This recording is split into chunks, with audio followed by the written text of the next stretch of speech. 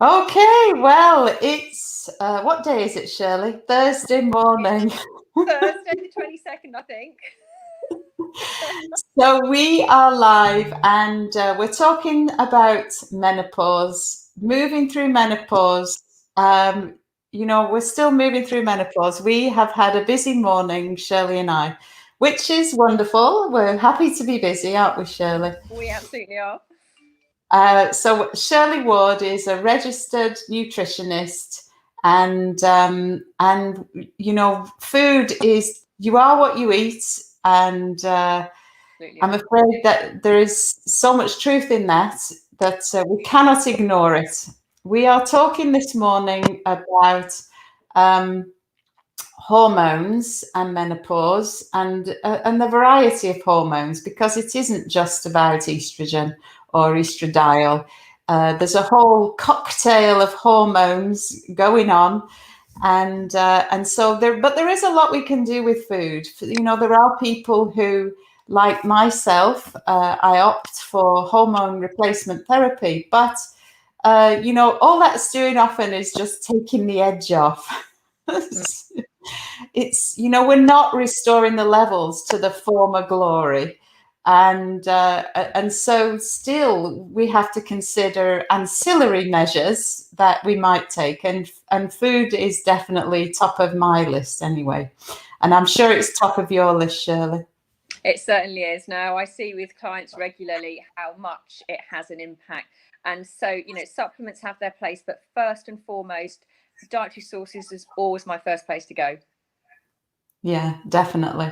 So shall we just have a quick whistle-stop tour of what is happening to our hormones? And really, I think the transition of perimenopause, we start off with the firing on all cylinders, and then over a period of, it can be up to 5 years for people that this gradual decline is occurring. So could you shed a bit more light on that, Shirley? Yeah, of course. So, well, really, as you just touched on, it's taking place way before women start, noticing the major symptoms of going into menopause. I mean, really, nowadays it's really generally from about actually mid-30s. Some women can start, seeing hormonal change, and sort of up till then, you've mainly, if you're in good health, you've mainly been in quite in a good fertility state, if you like, and then things start to change slowly. So I mean, initially around that age you can see sort of estrogen levels rising, but then over the next few years they are going to gradually start dropping, as progesterone levels will, as a hormone called DHEA. I won't pronounce the long complicated word, just know it as DHEA, which is quite a common term for it. Cortisol levels can increase, and we'll look into that in a bit more detail. And thyroid hormones can be really impacted as well, especially active thyroid hormone. TSH levels and thyroid stimulating hormone levels can initially increase. I see quite a lot of ladies going into the menopause who are or have been or recently diagnosed as hyperthyroid, so under functioning thyroid, and it's a really interesting link, and we can look into that in a little bit more detail, as to why that could be as we go through. And yeah, testosterone levels. See, women, we do actually have levels of testosterone in the body, but they can become a bit awry as well, and we can look at why that could be as well as we go through. Okay, yeah, well, thank you. That's definitely, we've got plenty of hormones to be going on with. Absolutely. But there's, the significant one that we hear talked about the most is the estrogen or estradiol. And I know it's a complex picture, and we oversimplify things sometimes to help people to understand things. But that this drop in the estrogens is quite marked in the around the 3 to 5 years around the menopause. Yeah. And that the decline starts in advance of the ceasing of menstruation. And I suppose for lots of people, you might be on birth control. Now, I wasn't, as it goes. I might be giving too much information away. But so that can cloud the picture a little bit, I think, can't it? You know, because you don't quite know where you're up to in terms of your hormones. But mine was, there was no, you know, it was perfectly, it was only me, only mine that were in the mix. And I was very aware of the changes that were occurring in my body with, you know, and funnily enough, I had it last night, palpitations in the night. Oh, Yeah, so palpitations is something that goes along with perimenopause, and particularly at night, and sometimes associated with temperature fluctuations and such like. But actually, I had a good friend of mine who was experiencing these palpitations in the night, which were very frightening to her. Now, I'm somebody who's done a lot of exercise over the years, and so to have a racing heart wasn't necessarily an alien concept, you know. But for some people who haven't exercised vigorously, the idea that your heart's beating out of your chest can be really quite scary. And I know that was a source of stress and anxiety for her, the fact that, you know, she was having these episodes, and that the doctor really wasn't pointing her in the direction of perimenopause. She and I are the same age, and you know, so I know for a fact that it would have, most likely, well, she had lots of investigations where they found nothing was wrong with her, which is the story we hear often. You know, people have got things, joint problems, aches and pains that they never had before. People are having trouble with insomnia, mood disruption, you know, all these symptoms that too many times you hear the story of people going to a physician and being tested for all sorts of other things, and they're not offered antidepressants because that's the only other thing they can come up with. You know, anyway, so I had it last night, and I put it down to the fact that I forgot to change my patch. So it was like a day out of date. And I reckon that it broke through, you know, the levels dipped down and it broke through. But anyway, I'm not afraid. It just happens and wakes me up in the night. Yeah. So, symptom, isn't it? I mean, you know, remember that estrogen and you know, there's various different forms of estrogen strains, if you like, and they have real modulating effects in the body, so they're very wide ranging. So it's no surprise to, you know, to myself that issues like that can occur, and where you've got any sort of synthetic interjection, for example, HRT or you know, contraceptive. And don't forget, sometimes you know, some quite young women go on to the birth control pill to actually try to help with skin disorders. So some women can be on the birth control pill from really early doors, and it can have a real impact on things. So it's no surprise to me that estrogen is such a modulator.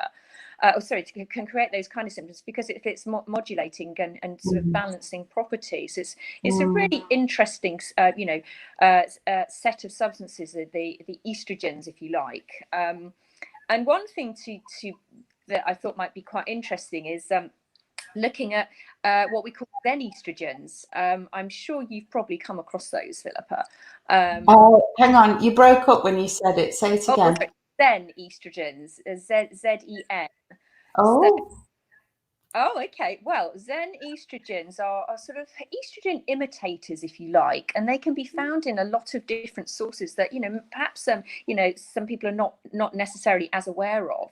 So things like in cosmetics and toiletries, so parabens and phthalates. So looking down that route and just trying to go for more sort of cleaner, you know, toiletries and cosmetics can actually really help towards hormonal balance in an odd way.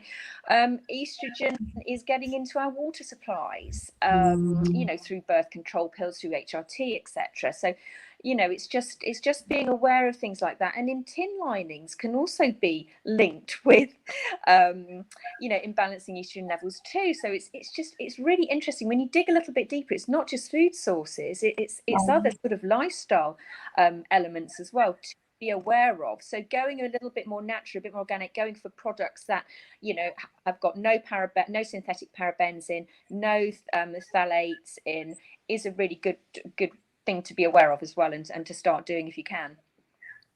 Yeah, well, I knew that was definitely something to be avoided, but I hadn't realised it had a bearing on hormonal balance in the body. There's a lot of evidence to show that those kind of factors do, unfortunately. Yeah. So, I mean, I know that hot flushes is something that you suffered from, because we've talked about this before, and that did you manage these episodes purely with nutrition, Shirley? Is that what you've been doing? Yeah, I mean, it took a little bit of playing around with some supplements, but I did find one particular supplement which is just so well evidenced for those kind of symptoms is sage, and Oh, I going have back that. that lovely natural herb sage. Yeah. Yeah, and so, you know, obviously in a supplement you can get it in a more concentrated form. I mean, as I said earlier, I'm a real fan of going down dietary sources. So making your own sage tea, for example, if you can get a sage plant in your garden or on your windowsill, and literally just, you know, take the leaves off, give them a wash, cut them up, and just, you know, immerse them in boiling water to create a brew. Adding a little bit of raw honey is a nice combination, and it's very well evidenced for helping to modulate. It's what sage is a nootropic, which is a great term, which basically means nootropic, which basically means it's neuroprotective. So it's helping, you know, those brain functions as well, helping to protect them. So it's got a number of great qualities. So if you like sage, that's a really good one to get on board with. I do. I love sage, actually, and I did have a plant in my garden, but it got pulled up. So anyway, I'll have to get one for the windowsill, like you I said. need to get another one. Yeah, Yeah. but I must say that I did use the sage supplement, and I did find that gave some relief, definitely. But you know, as we must iterate, we are not medical professionals, and so, you know, we're not in the business of prescribing. If people are needing medical support, then they go to the doctor. But of course. yeah. And with any supplements, I was going to proceed that you know, if you're on any medication, absolutely check with your doctor, because there could be contraindications, and that's what I will always do with my clients. So yeah, absolutely. We've just got to check that the cocktail is appropriate and there's no interactions and one thing and another, because that definitely can be the case. Yeah. So I was talking yesterday with Brittany all about the microbiome, the gut microbiome, Shirley. I did listen to something interesting. Yes. And I put a picture of somebody chopping cabbage today, because I know that you make what do you call it? Sauerkraut. Yes. Sauerkraut is a great fermented food, yeah, and really helps to feed your gut microbiome and help to create that balance. So yeah, and it's a really easy thing to make as well. So I have got a sauerkraut making video which we are going to be putting out. So if anybody's interested, look out for that on our Facebook pages. It will be there shortly. Yeah, it definitely will. Can I tell you something about sauerkraut though? You make it with salt, and I'm very, very sensitive to salt. Is there anything else you can do? Well, what I would say about the salt element, Philip, is if you think about what it's doing to it, so it's that osmosis process going on. It's drawing out the liquid from the cabbage.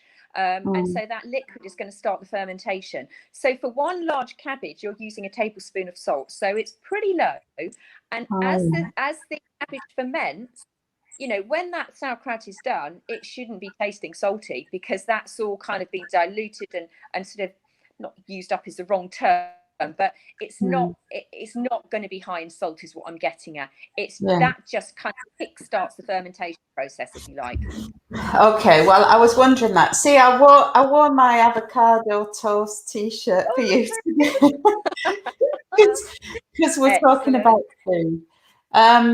Yeah, okay. So do you know what? Because I talked about making some, and then I didn't because of the salt. Is there a particular salt that's best to use? Just ordinary table salt is absolutely fine. I mean, I tend to use there's a pink mineral salt because I just like the color and there are some minerals in it. But you know, it's not meant to be any better for you than ordinary table salt. So no, absolutely, just your cheap table salt. Fair enough. So DHEA you mentioned. DHEA, yeah. Do you want to tell us a bit about that? Yeah, of course, one of our steroid hormones. So, and it's got a number of great functions in the body, but one predominantly is it's a real key antioxidant. So, antioxidant, think protective. It's helping to protect your arteries, helping to protect against the toxic elements the stress process creates. So, it's a really crucial hormone that we want to levels good of, especially as we're getting older, and you know, we need that protective element. Unfortunately, there are certain factors that are going to work against DHEA production and looking at reducing levels. There's another of the sort of key steroid hormones is cortisol, and we touched on that a little bit earlier. And it's an interesting time in menopause and going into menopause, as cortisol, as I'm sure a lot of you know, is one of your key stress hormones. And the stress process is going to elevate adrenaline, it's going to elevate cortisol levels, etc. And unless you're managing that stress process, you've got the potential for those cortisol levels to stay quite high. And it's an interesting one because there's a lot of chemical processes going on in the body to produce, you know, various hormones, and you know, a lot of hormones need what we call precursors. So a precursor for both DHEA and cortisol is another hormone, if you like, called pregnenolone. And this is and DHEA and pregnenolone are neurosteroids, so they're neuroprotective. There's a lot of concentrations of them in the brain. And the problem is when you've got a bit of imbalance, you've got high levels of cortisol. So cortisol and DHEA are both going to use pregnenolone as a precursor. If we've got high levels of cortisol, there's not enough of pregnenolone to go around to keep DHEA levels high, if that makes sense. So therefore, and there's this theory of the pregnenolone deal going on where cortisol levels can remain high, and moving into menopause is a classic time for that to happen, when, you know, it can be a very stressful time for a lot of women, as we find regularly with our clients, Philippa. So it's an interesting element. So if you can try to manage your stress levels and try to keep those cortisol levels a bit more balanced, then you can actually help yourself towards hormonal balance. And so my first thing is going to be look at your adrenal health. How can you support your adrenal health? Because adrenals are producing cortisol, they're producing adrenaline, etc. So if we can, you know, look at keeping adrenal health good by balancing blood sugar levels. We went into this in quite a bit of detail in our last podcast, Philippa, actually, didn't we? But, you know, as a nutritionist, I come back to this again and again, and I see it with clients regularly, that if you can start to balance your blood sugar levels, because of course certain foods can create internal stress process, and so can keep those cortisol levels high. So if we keep our food choices fibre and nutrient dense good sources, so avoiding what I call your white foods, so, you know, your white pasta, white bread, sugary food, sugary drinks, and instead going for your fibre-rich brown rice, oats, rye bread, packing in the vegetables, all very fibre and nutrient dense, then that's a really good start towards helping support your adrenals, if that makes sense. Yeah. I mean, it is a whole veritable minefield of confusion. But the fact that some of the building blocks for these substances are common, and that if you've only got so many building blocks, something will take a priority. And stress is this reaction in the body that is designed to save our lives at moments of peril, and so that takes priority over more homeostasis, homeostatic type of processes. So absolutely, and and the thing with all this stuff is it's bidirectional, so that things that happen to us stress us, but the effects of menopause, for instance, if our breathing is not normal, then that's going to generate the sensations of stress and the effect of stress.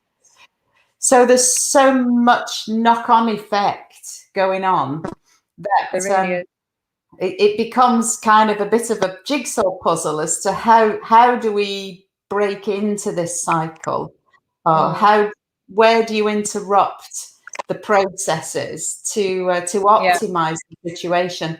But this advice around nutrient dense food, micronutrients, providing the body with the building blocks rather than flooding the system with sugar, for instance. It's this kind of general advice that really moves us towards a whole system of health, and regardless of whether we're traveling through the menopause, puberty, midlife, old age, wherever we are in life, this kind of advice really can't, I can't see any harm in any of it, to be honest.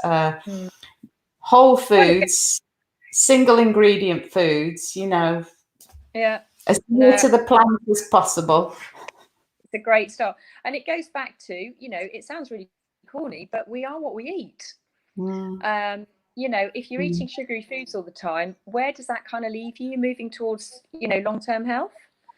So, if you just start to think about that, what you're putting in your mouth is having an effect on how you feel physically and mentally. That can be really powerful. A lot of my clients really start moving forward once they understand and understand to them. See. Yeah. So, sorry, Shirley, you had a bit of a technical hitch there, but it is April is Stress Awareness Month, and so we have talked, on and off about this. And I was listening to a podcast yesterday where Dr. Chatterjee, one of my personal favourites, he was, I know, and he had, he and I are so in tune because he had a podcast this week that was all about nutrition and stress and all different kind of approaches. But there was a researcher on there talking about the fact that people were offered support for mental health conditions, clinical mental health conditions, and they were offered nutritional advice, and that actually in the group that were offered nutritional advice, they did better. And it made a huge difference to these people. And, and this was a surprise to the clinicians that it was so effective. It's not a surprise to me, really, but no, we're not surprised.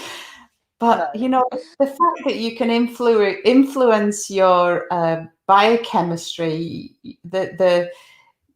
all food is not equal. I have heard it said, it's calories in, calories out, and it makes no difference what those calories are. Well, I'm afraid that's a whole load of nonsense. And all food is not equal, much as we might like to try and persuade ourselves of the opposite.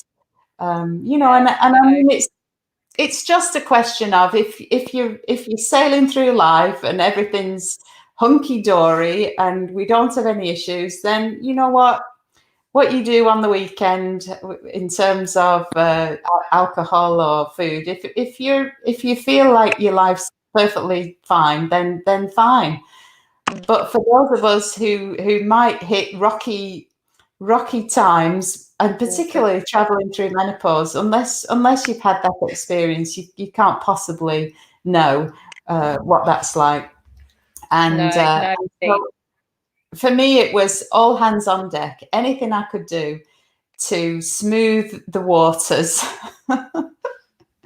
no, very, very sensible.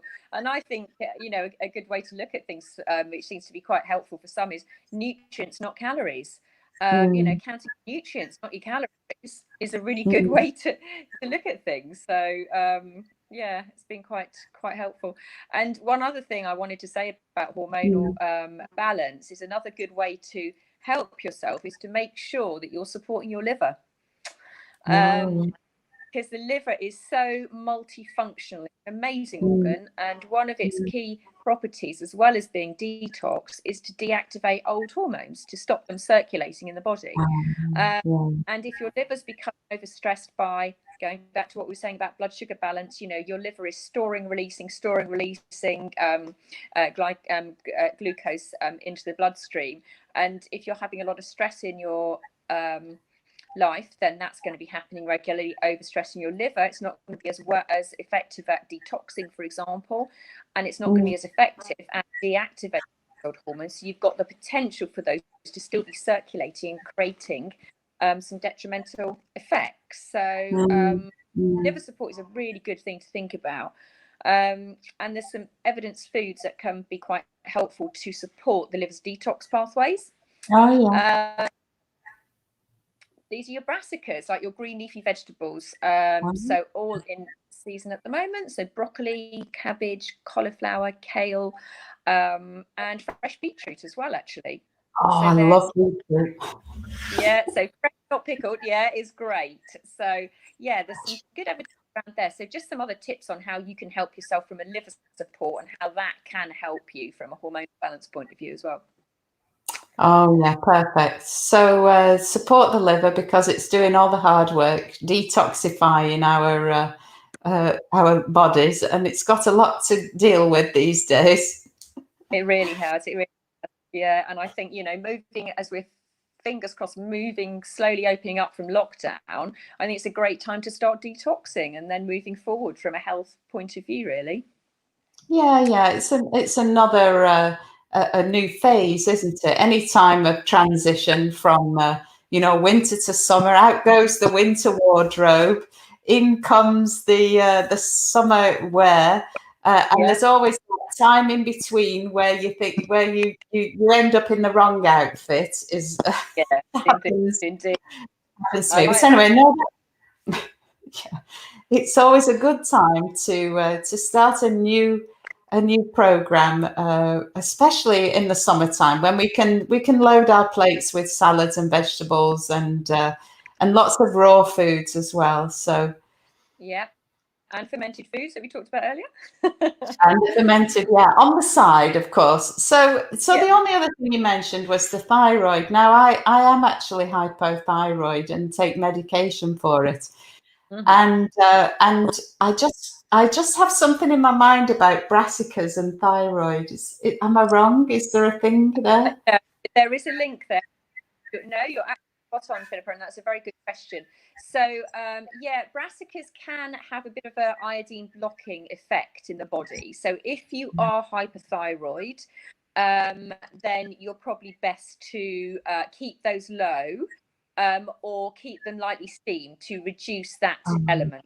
Okay, so green leafies have just so many great benefits, but from a iodine blocking point of view, just be a little bit aware of that. But there's so many other fantastic colourful vegetables you can get on board with apart from those. But that's a really good thought. Yeah.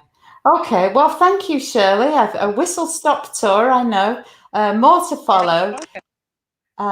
Thanks so much. It's lovely to see you, and we'll chat again soon. Really enjoyed it. Thanks, Philippa. Speak to you soon. Bye now. Bye.